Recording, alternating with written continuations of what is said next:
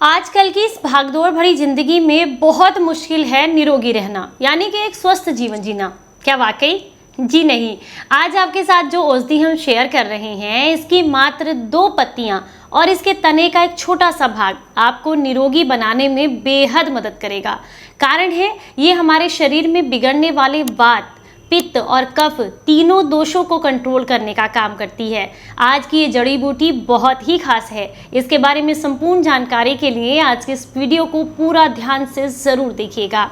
और सच बताएं तो आज की इस औषधि को आयुर्वेद में संजीवनी बूटी का नाम भी दिया गया है। चलिए जानते हैं आज की इस औषधि के बारे में। Welcome back to health classes. आज के इस एपिसोड में हम सब जानेंगे एक ऐसी जड़ी बूटी के बारे में जो कि हमारे शरीर को निरोगी बनाने में मदद करेगी। और सबसे अच्छी बात ये कि इसके लिए आपको बिल्कुल भी पैसे खर्च करने की ज़रूरत नहीं पड़ेगी, क्योंकि ये जो औषधि है ये बहुत आसानी से आपको किसी सड़क के किनारे, पेड़ के पास में या किसी जंगल के आसपास, या फिर आप चाहें तो इसे गमले में भी उगा सकते हैं, क्योंकि इसकी केयर करना और इसे उगाना बेहद आसान है। इससे जुड़ा एक बहुत ही अनोखा किस्सा भी मैं आपके साथ शेयर करूंगी। आज की इस औषधि को गुटुची और अमृता के नाम से भी जाना जाता है। उम्मीद करती हूँ आपने थोड़ा सा तो ज़रूर इसे पहचान लिया होगा। अगर आपको ज़रा सा भी अंदाज़ा है कि आज हम किसके बारे में बात करने वाले हैं तो मुझे कमेंट बॉक्स में ज़रूर बताइएगा। आज हम बात कर रहे हैं गिलोय के बारे में, जिसके बारे में आपने पिछले कुछ समय में कई बार सुना होगा। लेकिन समस्या ये है कि इसे लेने का सही तरीका और कौन सी गिलोय हमें लेनी चाहिए, इसके बारे में संपूर्ण जानकारी हमारे पास नहीं है। तो आज की इस वीडियो में हम यही जानेंगे कि इसको किस किस नाम से जाना जाता है और साथ ही साथ इसके पोषक तत्व क्या हैं, किस समस्या के लिए किस तरीके से आप इसको इस्तेमाल कर सकते हैं, मात्रा क्या रहेगी और कौन सी गिलोय आपने इस्तेमाल करनी है। क्योंकि जिस गिलोय को आज हम बताने वाले हैं वही गिलोय आपके लिए फायदेमंद है और सबसे ज्यादा फायदेमंद है, क्योंकि आयुर्वेद में ही उस गिलोय को सर्वोत्तम गिलोय कहा गया है, जिसके बारे में आज की इस वीडियो में हम बात करेंगे। तो चलिए सबसे पहले जान लेते हैं इसके नामों के बारे में। तो मैंने आपको पहले भी बता दिया, इसे गुटुची, अमृता या गिलोय के नाम से भी जाना जाता है। और इसके जो पत्ते होते हैं वो पान के जैसे होते हैं। इसके पत्तों का रंग डार्क ग्रीन होता है, यानी कि गाढ़े हरे रंग के इसके पत्ते होते हैं। इसे गमले में उगाना बेहद आसान है। इसकी इमेज को देखकर आप ये अंदाजा लगा सकते हैं कि ये दिखने में कैसी होती है। इसके नाम की लिस्ट भी हमने आपके साथ शेयर कर दी है। चलिए आप जानते हैं इसके पोषक तत्वों के बारे में। गिलोय के अंदर ग्लोइन नामक ग्लूकोसाइड और साथ में टिनोस्पोरिक एसिड पाया जाता है। इसके अलावा इसमें भरपूर मात्रा में कैल्शियम, आयरन, कॉपर, मैग्नीज अच्छी मात्रा में होते हैं। इसकी लिस्ट यहाँ पर जितने भी पोषक तत्व इसके अंदर हैं उसकी लिस्ट आप यहाँ स्क्रीन पर आसानी से देख सकते हैं। अगर हम इसके उपयोग की बात करें तो इसका चूर्ण इस्तेमाल किया जाता है, इसके पत्तों का इस्तेमाल होता है, इसके तने का इस्तेमाल होता है, इसकी जड़ का इस्तेमाल किया जाता है। और साथ ही साथ सबसे अच्छी और सबसे विशेष बात इसकी ये होती है कि जिस भी पेड़ पर चढ़ती है उसी के पोषक तत्व अपने अंदर ले लेती है। ये इसकी सबसे बड़ी विशेषता है, जिसकी वजह से ही इसे आयुर्वेद की संजीवनी बूटी भी कहा जाता है। चलिए अब जानते हैं आज के इसके पहले फायदे के बारे में कि ये आपको किस तरीके से फायदा करेगी, किस किस समस्या के लिए। गिलोय जो होती है वो हाइपोग्लाइसेमिक एजेंट की तरह काम करती है। जिन लोगों को भी टाइप 2 डायबिटीज की समस्या है उनके लिए बेहद फायदेमंद रहती है। ये आपके शरीर में इंसुलिन बनाने में मदद करती है, ग्लूकोज लेवल को मेंटेन करने का काम करती है और साथ ही साथ बॉडी को डिटॉक्स करके आपके इम्यून सिस्टम को भी स्ट्रॉन्ग बनाती है। क्योंकि जिन्हें भी डायबिटीज की दिक्कत होती है अक्सर वो जल्दी बीमार पड़ते हैं और देर से ठीक होते हैं। कारण है उनकी इम्यूनिटी कमजोर होना। लेकिन अगर आप गिलोय का इस्तेमाल करते हैं तो इससे आपको बेहद लाभ मिलते हैं। ये आपके इम्यून सिस्टम को स्ट्रॉन्ग करती है, जिससे आप किसी भी समस्या से जल्दी से बाहर आते हैं और जल्दी जल्दी बीमार भी नहीं पड़ते हैं। तो जिन लोगों को भी डायबिटीज की दिक्कत है उनके लिए गिलोय का सेवन करना बेहद फायदेमंद होता है। अब आप ये जानना चाहेंगे कि इसे किस तरीके से लेना है अगर डायबिटीज की समस्या है। तो अगर आपको डायबिटीज की दिक्कत है तो इसका जो रस होता है ताज़ा, इसके पत्तों का रस या इसके गिलोय का जो तना होता है, डंठल, उसका इस्तेमाल आप कर सकते हैं। आधा इंच गिलोय का डंठल जो होता है उसे कूट छेद करके ही आप रस निकाल सकते हैं। इसके 2-3 पत्तों को कूट छेद करके आप रस निकाल सकते हैं। रस की जो मात्रा रहेगी वो 15 से 20 ml रहेगी। और अगर आपको आसपास इसका पौधा नहीं है, यानी कि ये बेल नहीं है, तो आप चाहें तो इसको मार्केट से भी ला सकते हैं। इसकी गिलोय वटी आती है, गिलोय का चूर्ण आता है, इसका सत भी मिलता है।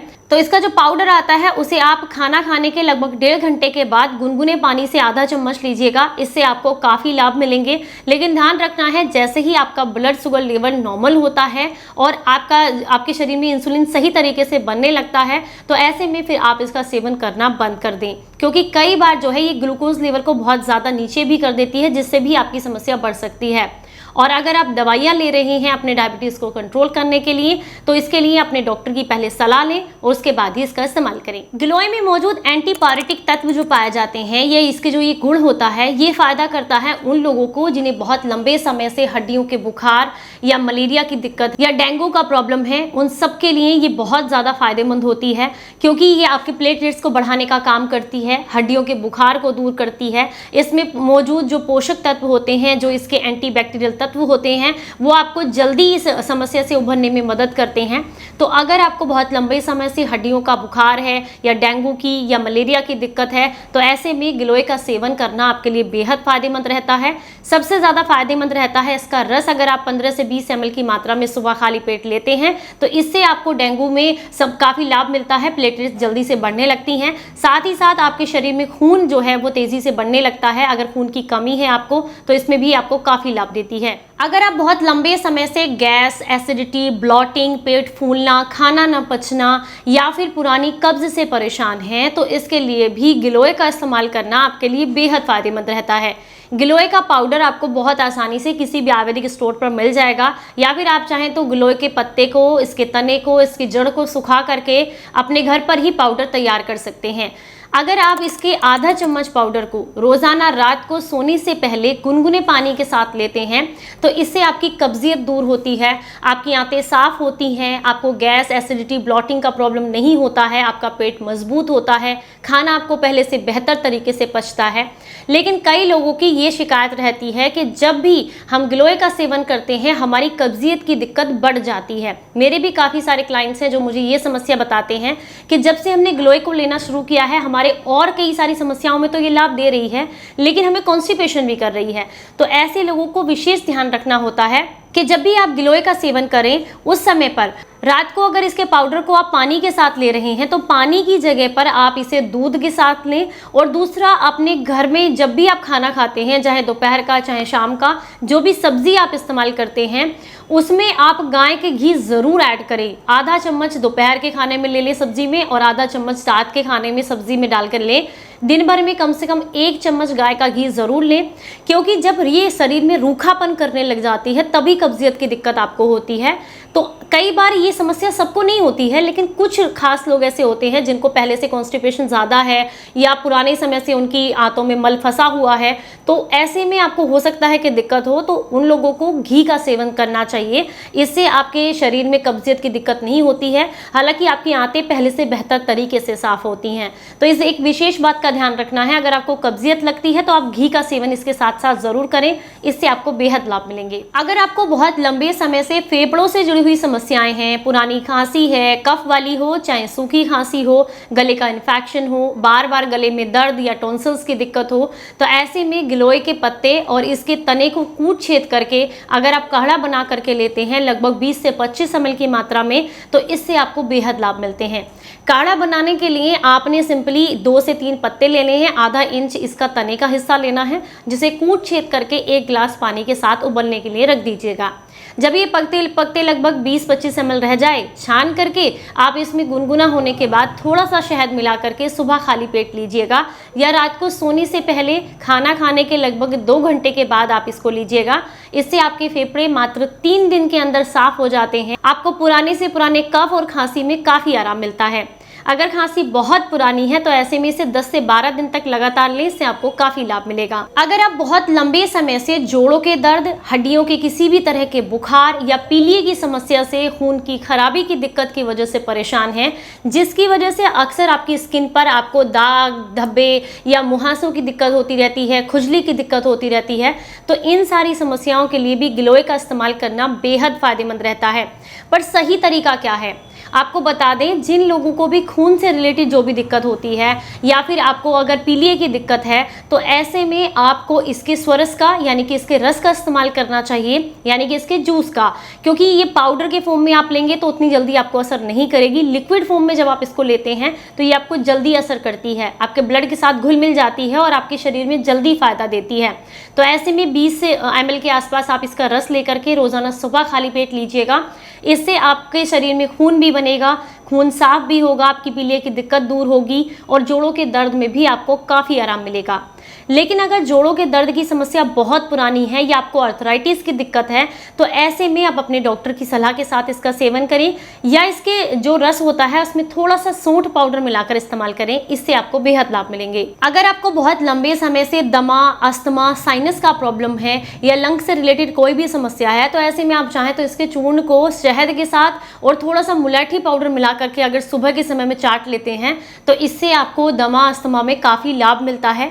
पर अगर आप दवाइयाँ ले रहे हैं तो पहले अपने डॉक्टर की सलाह लें और उसके बाद ही इसका इस्तेमाल करें। अगर आपको लीवर से रिलेटेड कोई समस्या है, फैटी लीवर की दिक्कत है या शरीर में कोलेस्ट्रॉल की मात्रा बढ़ गई है या फिर आपके लीवर में किसी भी तरह का इन्फेक्शन है या लीवर ठीक से खून को नहीं बना रहा है, आपको भूख नहीं लगती है ठीक से, तो इन सारी समस्याओं के लिए सबसे ज़रूरी है कि आप जो है इसका इस्तेमाल करें, क्योंकि लीवर के लिए एक टॉनिक के रूप में काम करती है, लीवर से जुड़ी हुई सारी समस्याओं को दूर करती है।